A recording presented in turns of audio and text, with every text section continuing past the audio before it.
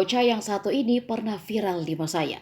Tahun 2018 lalu video kocaknya bareng teman-teman viral dan diparodikan banyak orang.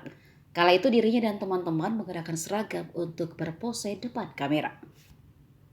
Si bocah memang berniat untuk berfoto namun dirinya salah memencet tombol untuk video. Ia sempat ditegur temannya jika salah memencet tombol untuk foto tapi malah video. Namun ia bersikeras kalau itu adalah tombol foto. Gayanya menyuruh temannya action pun mencuri perhatian. Setelah sadar jika salah, ia langsung tertawa. Karena ekspresinya itulah video tersebut viral. Kini setelah bertahun-tahun berlalu, bocah tersebut muncul kembali. Dan kali ini menjadi lebih glow up. Video ini diunggah oleh akun TikTok @muti.exe.